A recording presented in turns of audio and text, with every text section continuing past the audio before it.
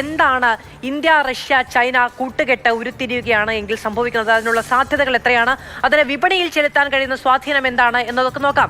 ട്രംപിനെതിരെ പുതിയ ചേരിയോ എന്ന് ഉറ്റുനോക്കുകയാണ് ആഗോള മാധ്യമങ്ങളെല്ലാം, ലോകം തന്നെ ഉറ്റുനോക്കുകയാണ്. അങ്ങനെ ഒരു ചേരിയുടെ സാധ്യത എത്രത്തോളമാണ്? ഇന്ത്യ ചൈന റഷ്യ കൂട്ടുകെട്ട് ശക്തമാകുമ്പോൾ എന്ത് സംഭവിക്കുന്നു എന്നത് നോക്കുകയാണ്. ചൈനയുടെ നിർമ്മാണ ശക്തി, റഷ്യയുടെ സൈനിക ശേഷി, ഒപ്പം ഊർജ്ജ സമ്പത്ത്, ഇന്ത്യയുടെ സേവന മേഖല, ഇത് മൂന്നുമാണ് ഏറ്റവും പ്രധാനം.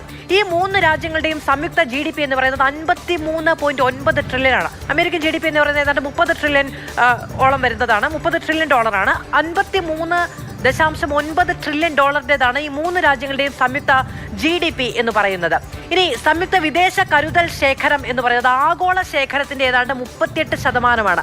അപ്പോൾ ഒന്നിച്ചു നിൽക്കുകയാണെങ്കിൽ, ഒരു കൂട്ടുകെട്ടായി നിൽക്കുകയാണ് എങ്കിൽ ഏത് സാഹചര്യത്തെയും അതിജീവിക്കാൻ കഴിയുന്ന ഒരു കരുതൽ ശേഖരം, വിദേശ കരുതൽ ശേഖരം അടക്കം ഈ പറയുന്ന ചേരിക്ക് അല്ലെങ്കിൽ ഈ പറയുന്ന കൂട്ടുകെട്ടിനുണ്ടാകുന്നു എന്നത് പ്രധാനമാണ്. ഇനി അങ്ങനെ ഒരു കൂട്ടുകെട്ട് ഉണ്ടാവുകയാണെങ്കിൽ അതിന് സ്വാഭാവികമായും പോസിറ്റീവ് സൈഡ് മാത്രമായിരിക്കില്ല ഉണ്ടാവുക, അതിന് വെല്ലുവിളികൾ കൂടി ഉണ്ടാകും.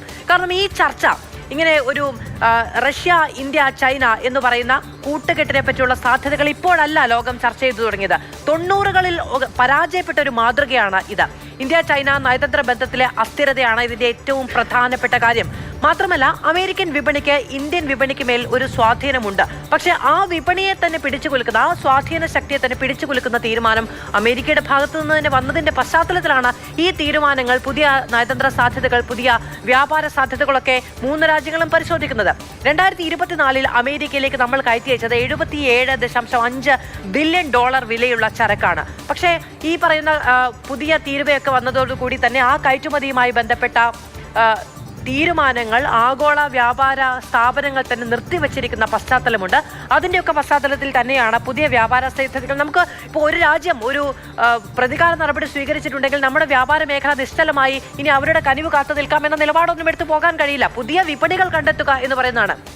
നമ്മൾ നേരത്തെ പറഞ്ഞു, ഡോക്ടർ PJ വിൻസെന്റ് നമ്മളോട് പറഞ്ഞതുപോലെ തന്നെ ഏറ്റവും കൂടുതൽ ജനസംഖ്യയുള്ള രാജ്യങ്ങളാണ് ഈ ചൈന, ഇന്ത്യ, റഷ്യ എന്നുള്ളത്. അതുപോലെ തന്നെ സാമ്പത്തികമായി, സൈനികമായി ഒക്കെ വലിയ തോതിൽ സ്വാധീനം ചെലുത്താൻ കഴിയുന്ന രാജ്യങ്ങളാണ്. അപ്പോൾ നമുക്ക് പുതിയ വിപണികൾ കണ്ടെത്തേണ്ടുന്ന, പുതിയ വ്യാപാര മേഖലകൾ കണ്ടെത്തേണ്ടുന്ന സാഹചര്യമുണ്ട് എങ്കിൽ ആ വഴിക്ക് പോകേണ്ടതാണ് എന്ന് പറയുന്ന ഒരു നിർബന്ധിത അവസ്ഥ കൂടി ഉണ്ടാകുന്നുണ്ട്. അത് അമേരിക്ക ക്ഷണിച്ചു വരുത്തിയതുമാണ്.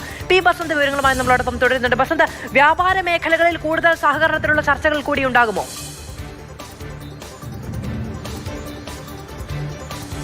തീർച്ചയായും ഇന്ത്യ പുതിയ മാർക്കറ്റ് കണ്ടുപിടിക്കേണ്ട ഒരു ആവശ്യകത ഇപ്പോഴുണ്ട്. അമേരിക്ക 50% ചുങ്കം ഏർപ്പെടുത്തിയിരിക്കുന്ന ഒരു സാഹചര്യത്തിൽ ഇന്ത്യൻ ഉൽപ്പന്നങ്ങൾക്ക് പുതിയ കമ്പോളം കണ്ടെത്തേണ്ട ഒരു ചുമതല ഇപ്പോൾ സർക്കാരിനുണ്ട്. അത് 40ഓളം രാജ്യങ്ങളെ ഇന്ത്യ ലക്ഷ്യമിട്ടിട്ടുണ്ട് എന്ന് നേരത്തെ തന്നെ സർക്കാർ വ്യക്തമാക്കിയതാണ്. അതിൽ ഏറ്റവും സുപ്രധാനമായിട്ടുള്ളത് ചൈനയും റഷ്യയും തന്നെയാണ്.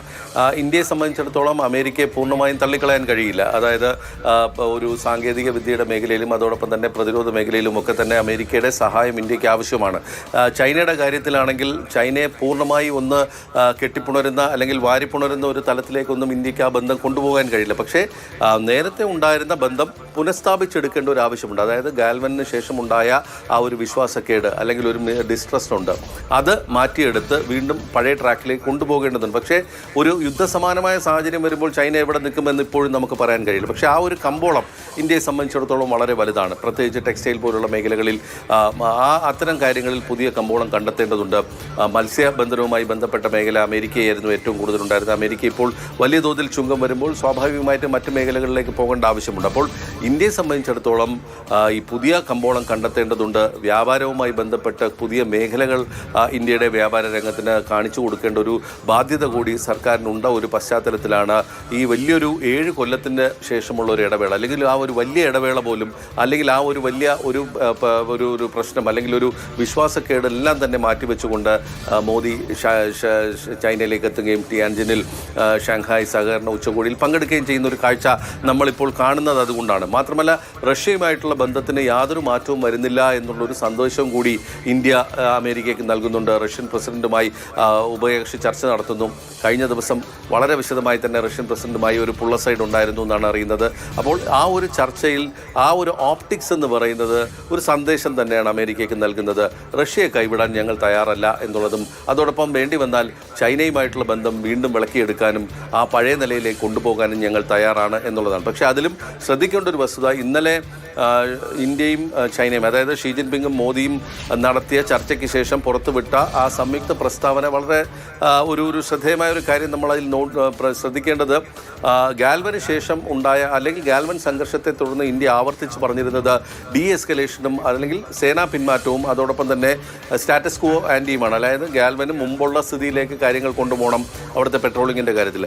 അത്തരം പരാമർശങ്ങളൊന്നും തന്നെ ആ പ്രസ്താവനയിൽ ഇല്ല എന്നുള്ളത് ശ്രദ്ധേയമാണ്. അതായത് ബന്ധം വീണ്ടും പഴയ രീതിയിൽ പുനഃസ്ഥാപിക്കുക, പീസ് ആൻഡ് ട്രാങ്ക്വിലിറ്റി എന്നുള്ള ആ ഒരു സാഹചര്യം, അതായത് അതിർത്തിയിൽ ശാന്തിയും സമാധാനവും പുനഃസ്ഥാപിക്കുക എന്നുള്ളതിനാണ് ഞങ്ങൾ ഇപ്പോൾ ശ്രദ്ധ കൊടുക്കുന്നത്.